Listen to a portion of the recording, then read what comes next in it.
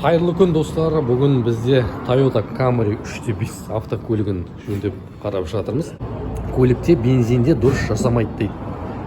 Газда дұрыс жасап тұр дейді. Таза бензинмен тексерген болатынбыз. Мына жерден калин балдачықтан сигнал алып, бізде көріп тұрғанымыздай мына көк күмбек бір линия дұрыс жасамай тұр дейді. Мына көк 4-ші цилиндр. Сізге қазір қарайын.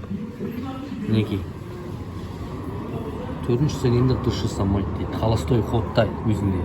Сосын мына 6-ші цилиндрде проблема бар дейді. Бұл проблема катушканың және свеча проблема емес, ал форсункілері бітелген болып шықты.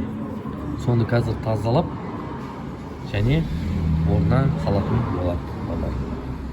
Өйстіп, міне бензинде проблема табылды. Ешқандай басқа жерге барған болатын. Бензин насос ауыстыр, памперс ауыстыр деген. Давлениясы барлығы жақсы, тек қана 4-ші цилиндр мен 6-ші цилиндрдің форсункісі дұрыс жасамайтын болып шығып жатыр. Ол магниттен болады, немесе форсункінің басы бітелгеннен болады. Өйстіп, міне диагностика ақауын тапқан болатынбыз мотор тестермен.